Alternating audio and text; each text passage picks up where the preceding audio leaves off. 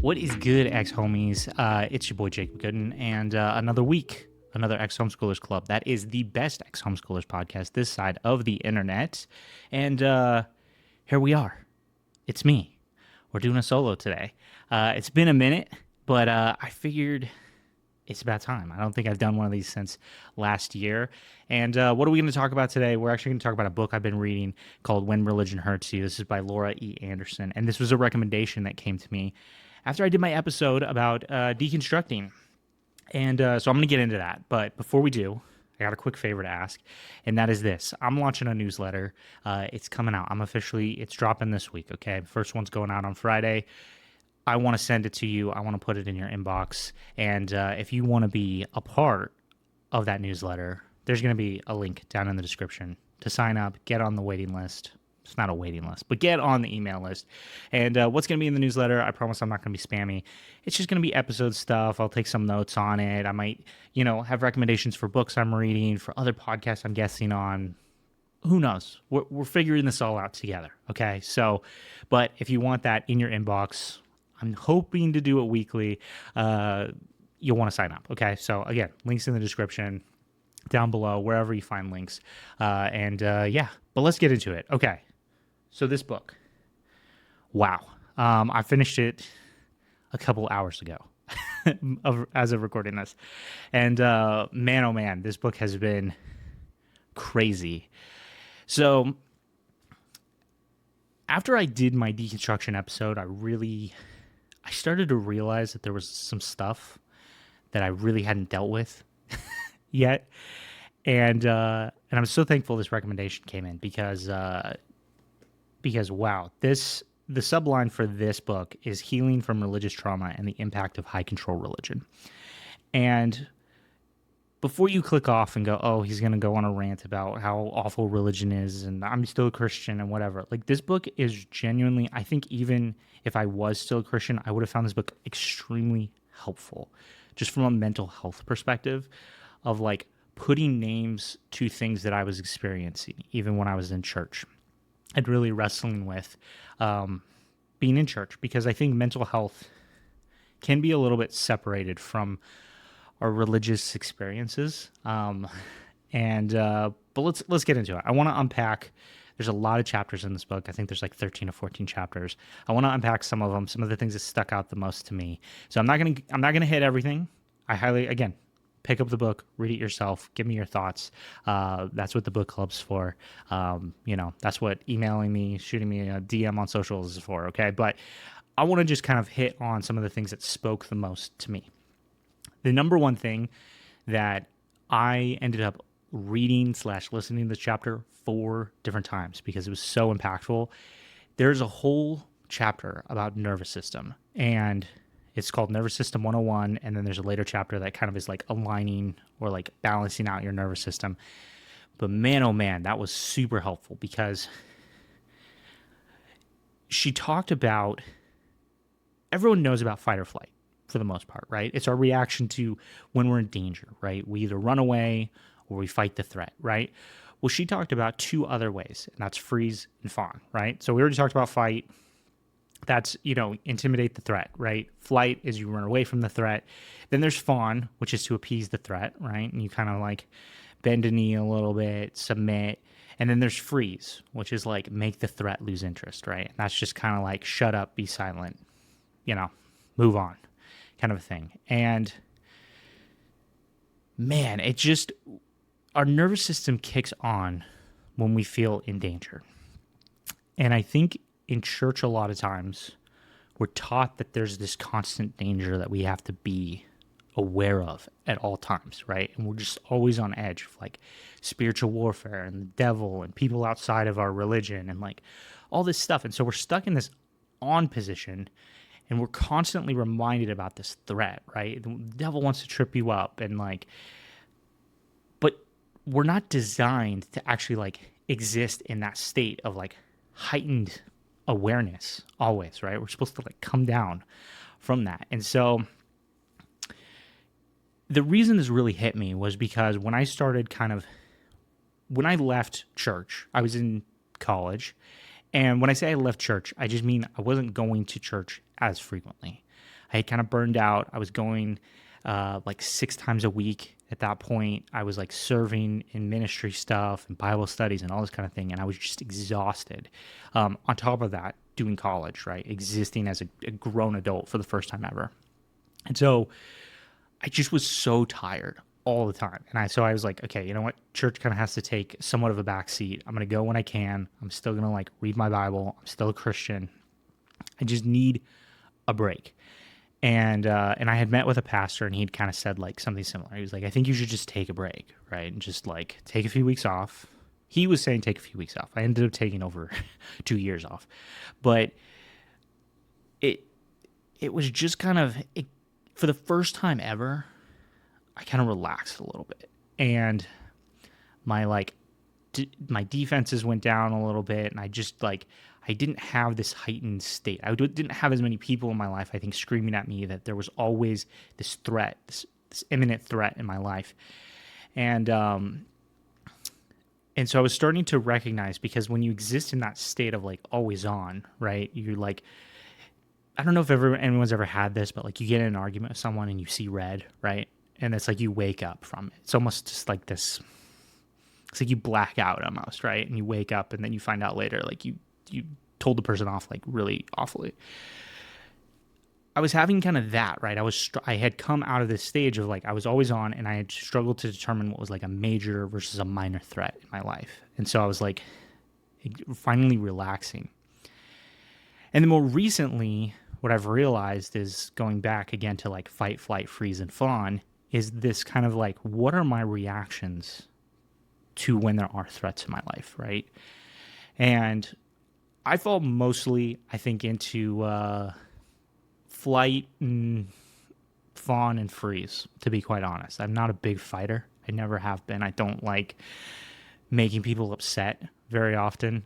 And so I tend to either run away, or I just don't say anything, or I just kind of like roll over, right? And that's its own problems in its right.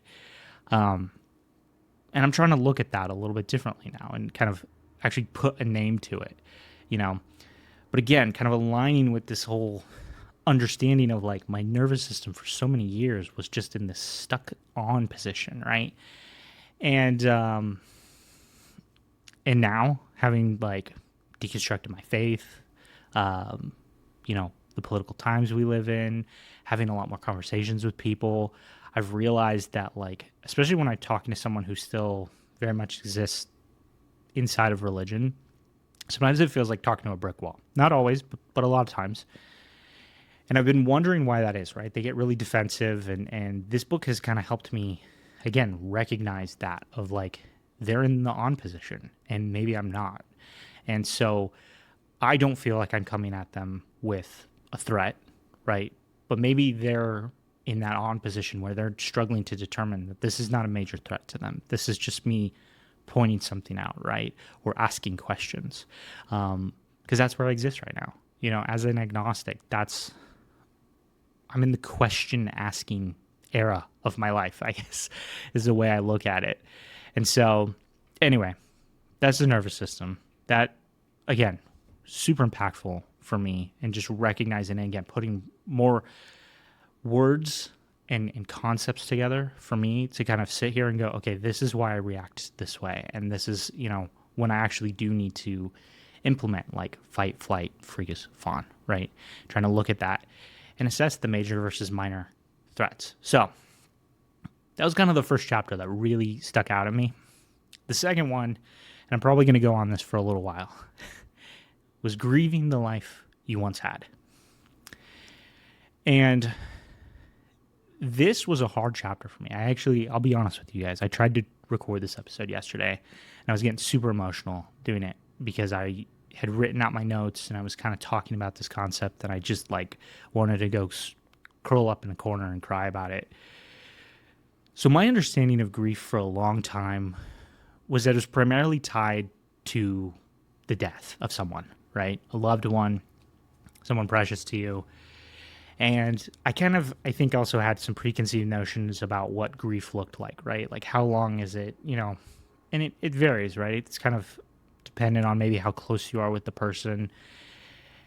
And and then what does it look like? It's mostly sad, right? But you're like, when you exist in a lot of religious circles, there's a happiness to it, right? Because the suffering is over. They're in a better place if you believe in an afterlife, right? And so it's kind of like this weird, you could be sad and mad and happy and just joyful, and like all these weird emotions come into play. And so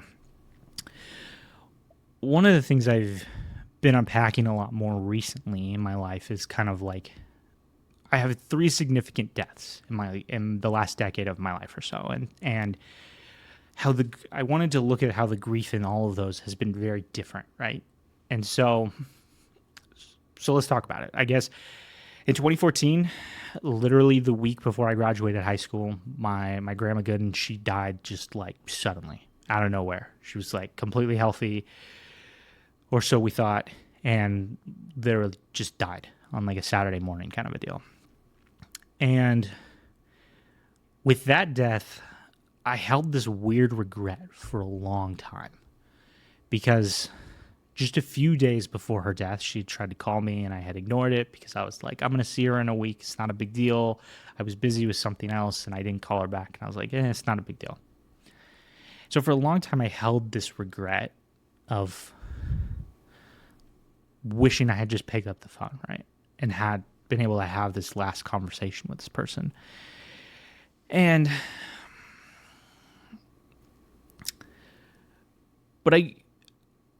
so I was kind of angry, right? I had this like anger, grief. I had this sadness, right? I was like, it was the first grandparent to die for me.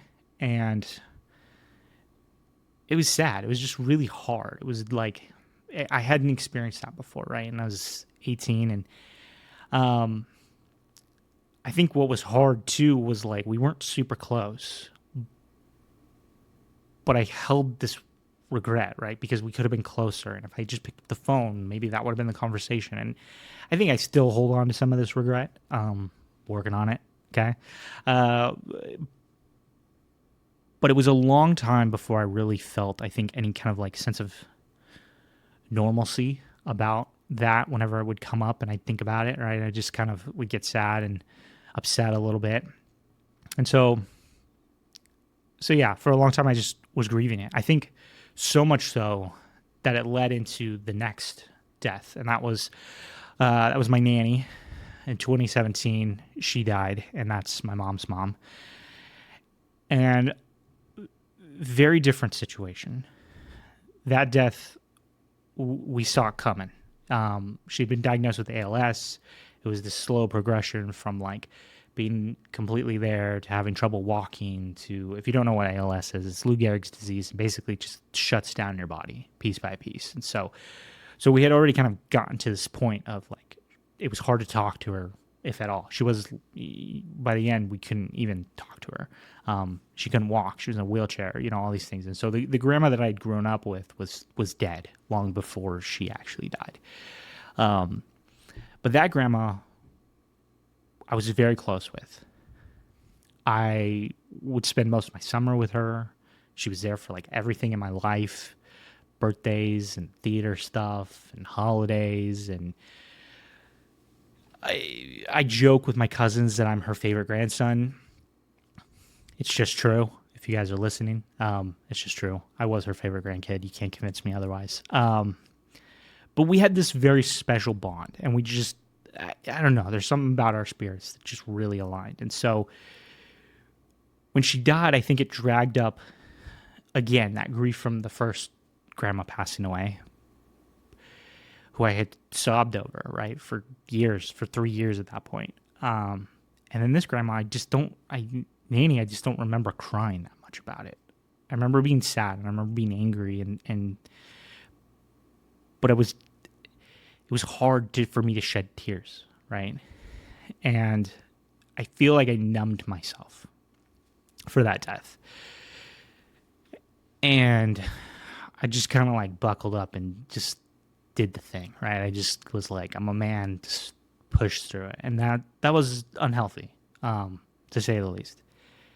The other thing that's interesting about about those 2 deaths in particular is that they're also like right around big events in my life. So 2014, graduating high school, about to move to college. 2017, I literally graduated college, drove directly from college to my grandma's house, saw her for a few weeks, and then she died right before my 21st birthday.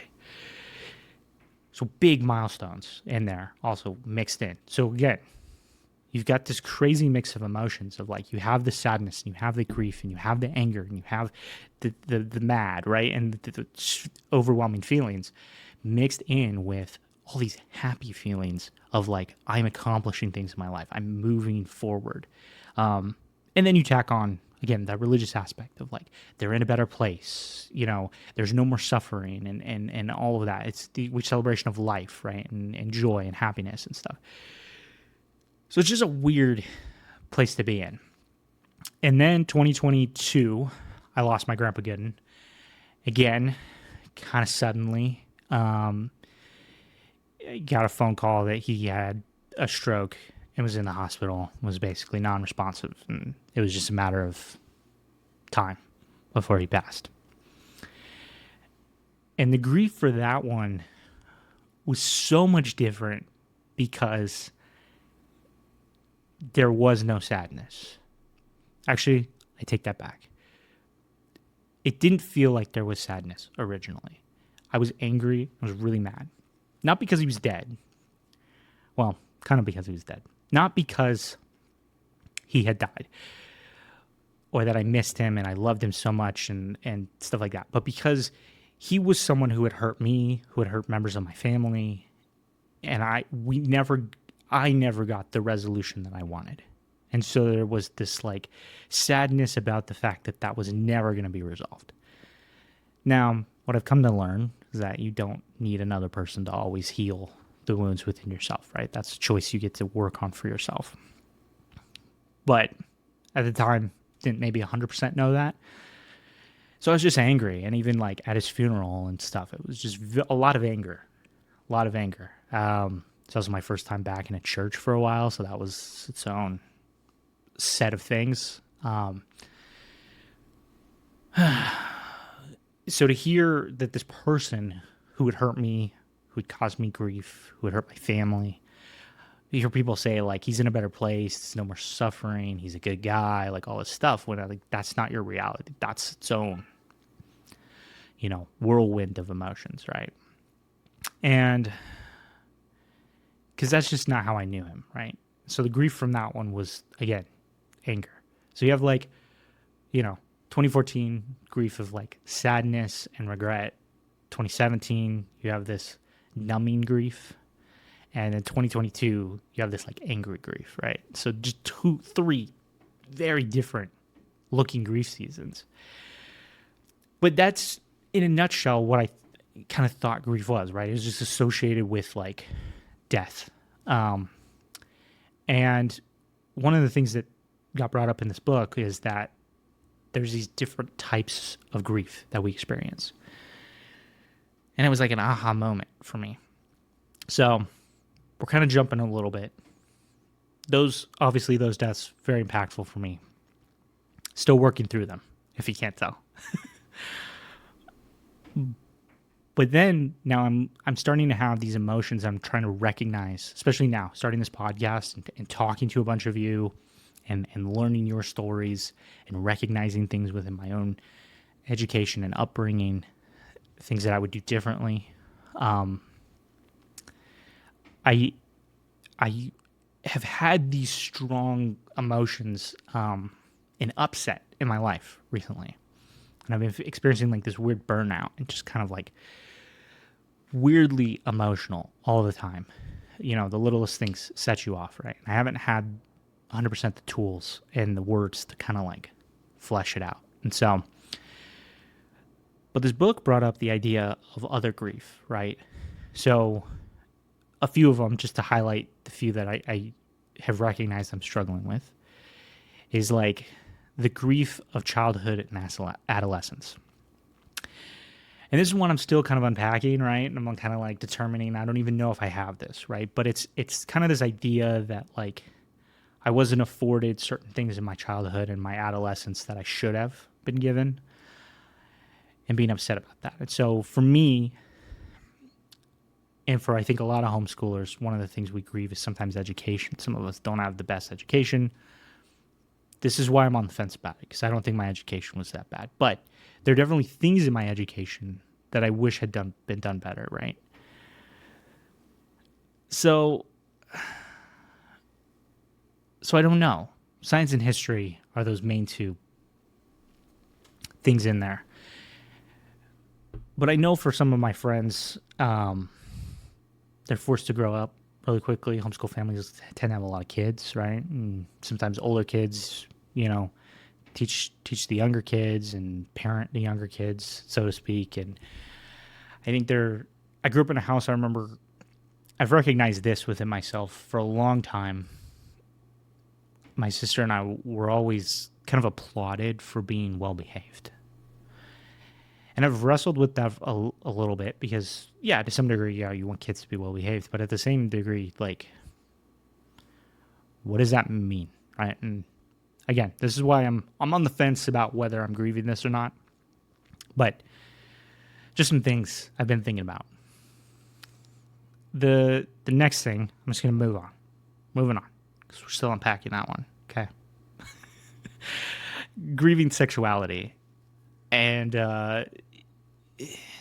this is an interesting one as someone who grew up in purity culture. Is this like upset feeling sometimes about the lack of sex ed, right? And something that I've realized is that before I really had any inkling of what sex was, any sex education, I was already being taught, like, the purity culture education, that sex and sexuality were like bad words, only within the context of marriage and things like that. And so without that original context of understanding what sex is, how does it operate, what is it meant for, it kind of distorts everything, right? So then when you are given that fuller sex education, it's like confusing because you already have this preconceived notion of it's bad or it's evil or it's wicked, right? Except for in the context of marriage and only between a man and a woman. And so I would argue, right, that we learn them out of order, right? I think you need to have a better understanding of sex before you can have the conversation about purity culture.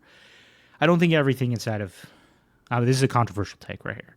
I don't think everything inside of purity culture is like bad. From the perspective of, I don't think you should just have sex to have sex, right? I think it's more than that. It's a connection with somebody. It's a deeper connection with somebody. That's the like one golden good thing I pull out of purity culture, basically. But yeah, I've realized that I've kind of like been grieving that in a way, because I think there's a lot of lost years, maybe not that many lost years, but there's a lot of teenage years where I think, not that I should have been experimenting with sex or anything like that, but I think it should not have been this big, bad, scary thing. It should have actually been something that we had conversation about, right? And there was some back and forth and exchanging of ideas, right?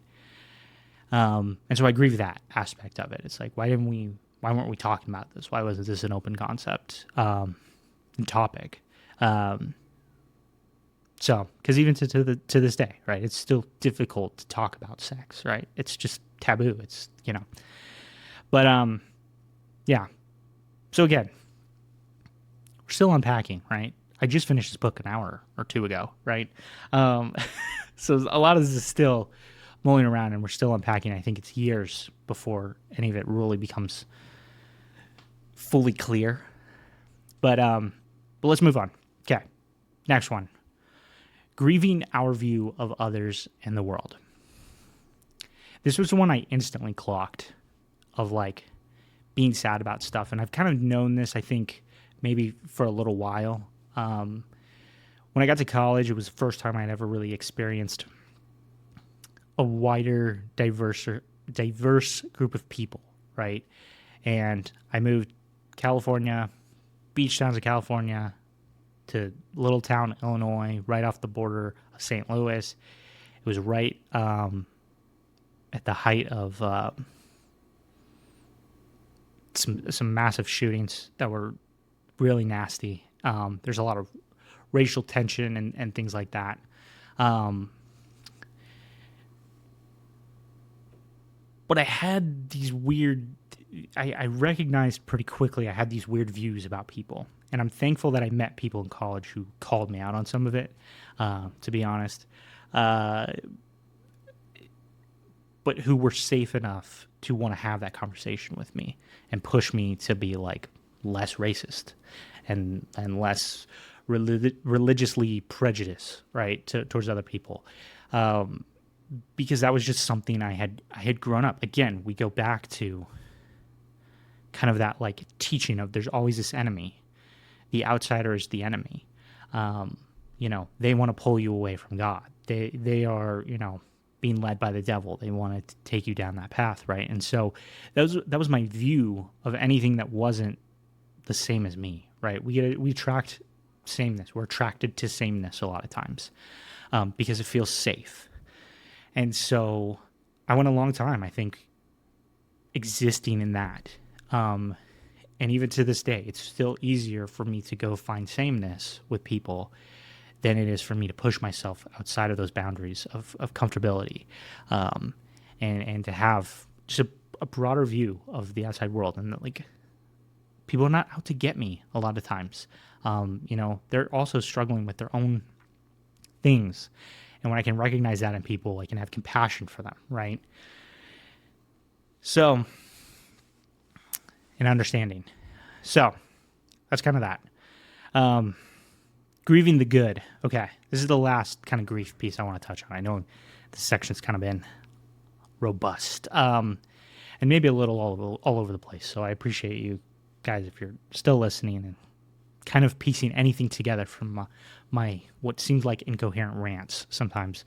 But grieving the good is kind of this last piece of grief I want to talk about, and that has been an interesting one to unpack. So grieving the good is coming to this place of recognizing, now that I've left religion, maybe it wasn't all bad, right? I think we tend to have this pendulum effect when we're inside of religion, or we exit religion where we exist. Let me back up. Religion tends to exist. The Christianity that I grew up in existed a lot inside this binary of good and bad, okay? So when I'm in Christianity, this is all good. This is good. All of this is bad, right? We just talked about this. Anybody outside of it, anybody that's not the same is bad, different, evil, wicked. We're over here. Stay in your lane, kind of a thing. And when I exited religion, it would have been really easy to pendulum just to the other side, right? And just switch them, right? So this is no longer bad. This is good. This is bad. And what's taken a really long time to kind of come around to is that there was still good that existed in my religious experience. I mourn the times of like, I find myself saying this a lot. I'm like, I mourn like playing on the worship team, right? Being in the worship band and like the music and that aspect, right? I miss like after church lunch with friends, and like I miss this, and the community aspect, and like seeing people every week at this determined time in this determined location that was like safe. I'm also one of those people, more introverted. I like the same, I want a regimented routine, that kind of a thing. So religion kind of played my favor in that way.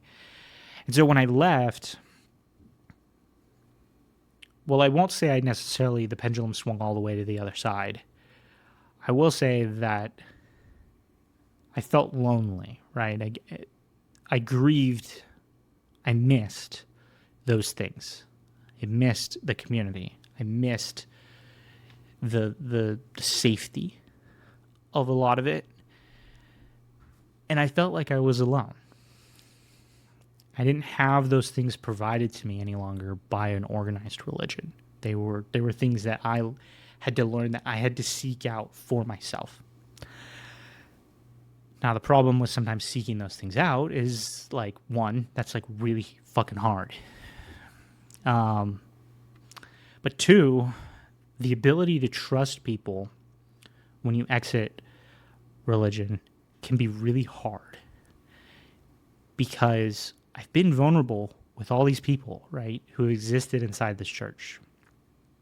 They know some of my deepest, darkest secrets, maybe not all of them, but they know a good amount, right? They know me as a person. And not that this was my experience, but I know that, sometimes when you exit religion, there's kind of this excommunication involved. I experienced less of that when I exited religion. I experienced more of that when I left for college, right? I just wasn't in people's lives anymore on a regular basis, and they kind of forgot about me. And so I kind of, to be honest, kind of dealt with that already, and that feeling of excommunication out of a group of people. But I had trouble, like, when I came back, or I'm sorry, I had trouble once I left religion 100% to, like, trust people, because I also felt unsafe trusting people who still existed in that religion.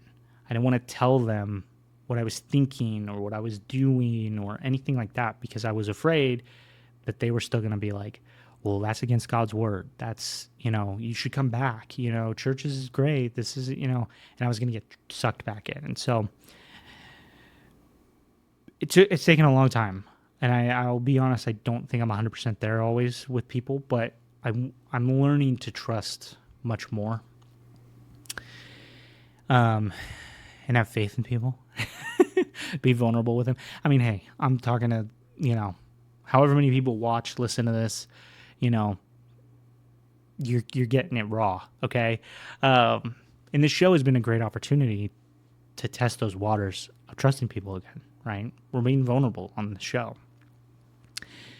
So that was kind of grief. Again, I know, super long-winded. I apologize. I hope it was somewhat coherent. I hope you got something out of it. There's one last chapter I want to talk about before we wrap things up, and that is boundaries built on a foundation of self-trust and self-compassion. And so, man, self-trust and self-compassion. Where do I even want to start with this? I have realized, particularly this year, but for sure at the end of last year, that I struggle with using degrading language towards myself. Okay? There's a voice in my head that tells me I'm stupid, no one's listening to you, like you messed up again. Just like nasty stuff I would never say to just like a normal person, right? Like I would never do that to you. I wouldn't,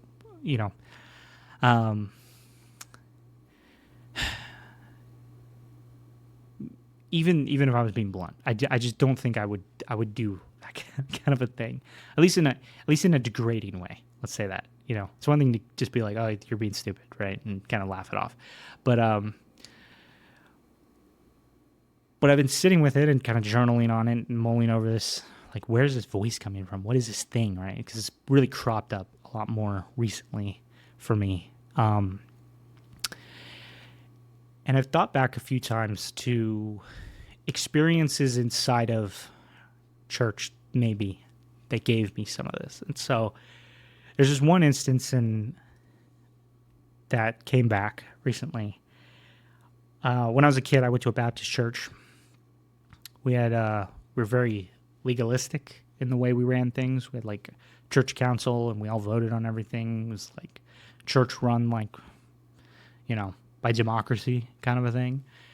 And anyway, we had a church meeting, and we were discussing how to attract young adults and young families to our church. Keep in mind, I'm probably early teenage years, I would say anywhere from like 11 to 13 at this point, somewhere in there. And I had been going to this church for, at least since I was like 7, 8 years old, something like that. I got baptized in this church. I like served at this church. I've done it all at this church. I've stacked chairs. I've served on the worship team. I run PowerPoint.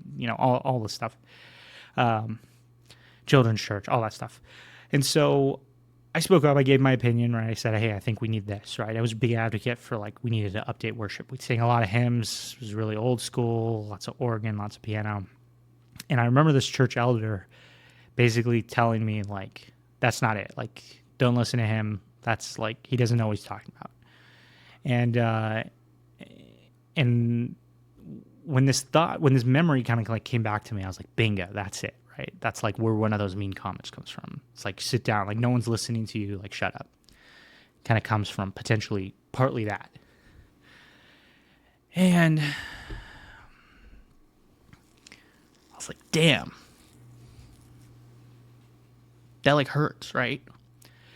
But the thing that's been great about recognizing that memory has been that voice now in my head, it doesn't sound like me any longer. So when it crops up, it doesn't sound like my voice. It sounds like this crotchety old man. And it's a lot easier to tell it to leave me alone, or that like that opinion doesn't matter. And so there's that.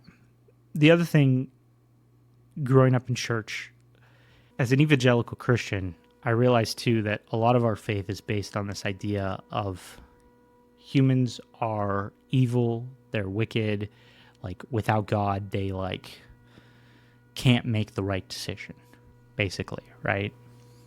And we could never choose good, right? We would always choose the wrong choice without God. And so these kind of go into like teaching yourself not to trust yourself and not to show compassion to yourself because you're like not deserving of those things, right? Like you can't trust yourself because you can't actually make a smart decision, right? And you can't show yourself compassion because you just actually don't deserve to have that compassion. And so, again, we go back to that voice in the head that's saying you're stupid, saying like, I can't believe you've done that, right? I can't trust you to do anything correctly.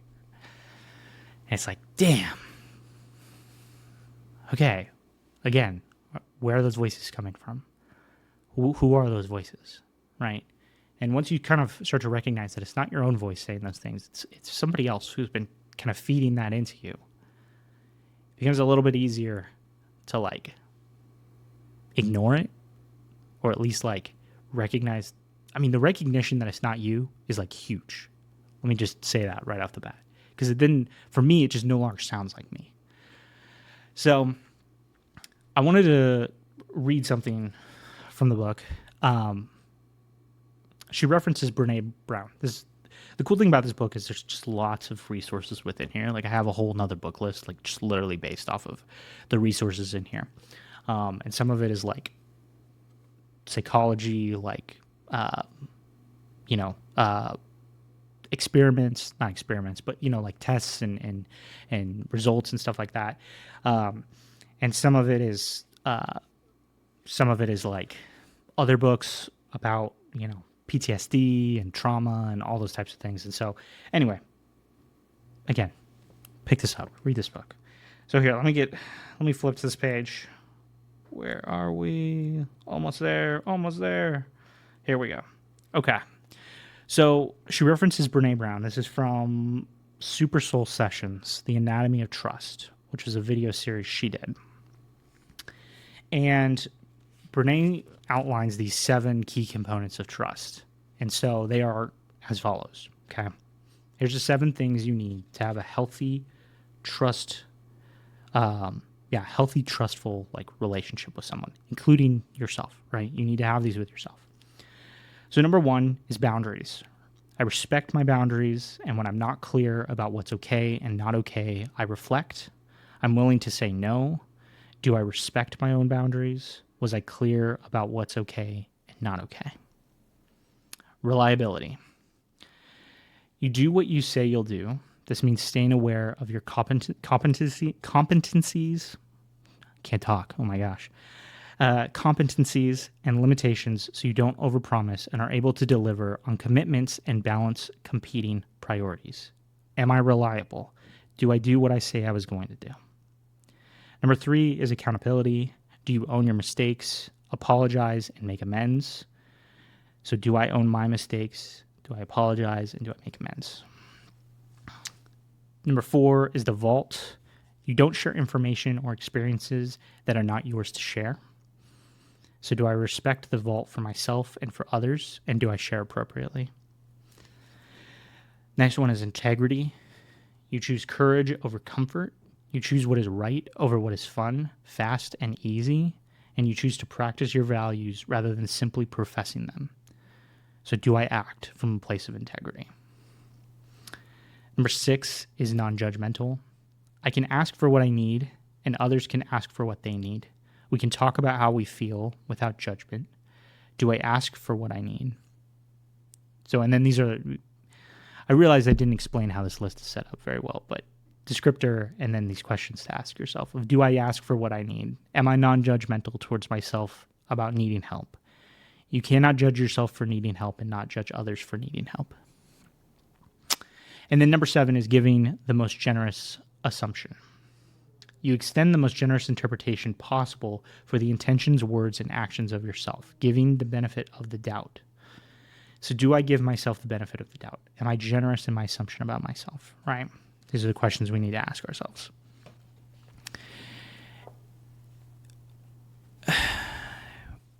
When you can start to kind of heal these things, right, inside of yourself and kind of figure out this trust situation, build this healthy trust within yourself. You know, I'm reading this and I'm like recognizing these own things in myself as I'm doing it.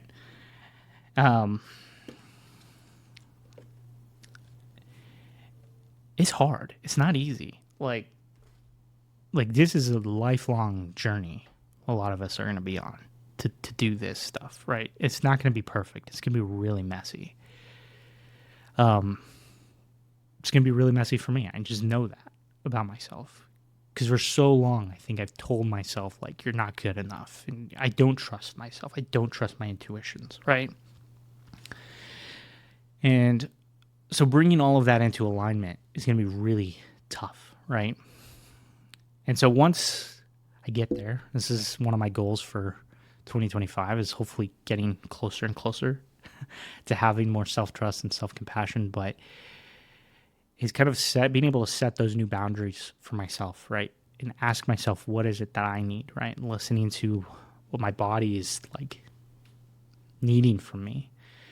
And so, you know, and you can't really have healthy boundaries without having that trust and compassion for yourself. And so, you know, I'm getting there. I'll leave it at that. Okay, I'm getting there. Now, before we leave this thing, I got to touch on boundaries just a little bit, because I've looked at boundaries, I think, wrong for a really long time. And I knew that going into 2025, I knew it was going to be the year of boundaries. They're shifting in my career, they're shifting in my personal life, they're shifting within myself. And that's like a big thing to recognize, because for a long time, I always felt like boundaries were these like inflexible, rigid, set things, right? Again, we go back to that analogy, right? Church is good. Everything outside of it is bad, okay? All the lessons learned in church, good. Follow the rules, do the things. They're very set. They're known. There's no changing. It's just, that is what it is, right? So they're these inflexible things. And I felt like those were my boundaries, right?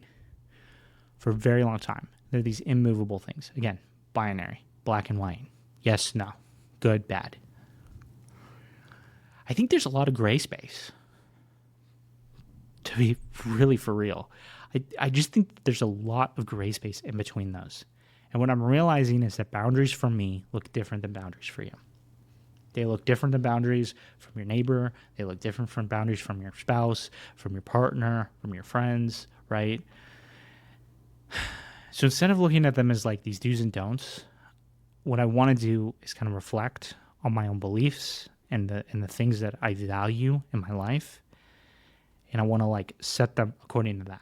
And I also want to be able to change and evolve over time and to allow those boundaries to adjust and change. There are lots of things that I could have shared today that are just not things that I'm ready to talk about. There's probably things that I wasn't ready to talk about that I shared anyways. And that's me breaking a boundary. So yeah, we're learning, okay? That's the whole point of this episode. We're learning We're growing, we're evolving, we're healing. If you're not religious and you don't have religious trauma like I do, thank the universe.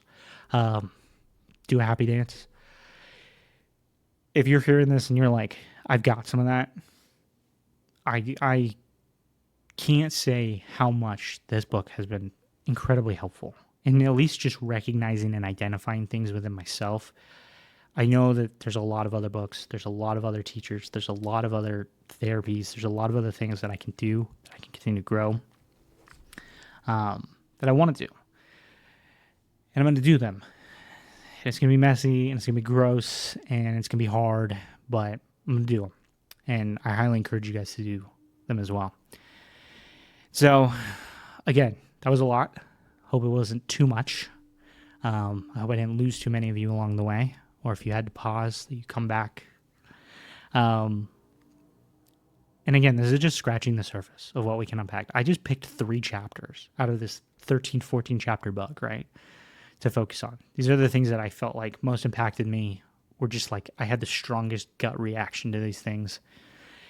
And yeah, and I'm excited to hopefully update you guys as I go through this year and kind of grow and change and evolve and be a different person. So I think that's it. I think I'm going to leave you with that, okay? And, I guess before I say goodbye, do me a favor. If you've made it this far, like, engage with this content, okay? Whether it's liking the video or commenting or subscribing or giving a 5-star review or anything like that. Following me on socials, EXHS Club, pretty much all the socials, or just picking up your phone, shooting me an email, exhsclub@gmail.com. Share your story, share what you're working on. Maybe you disagree with me. That's okay too. That's it. I think that's all I got, okay? So, till next week, peace.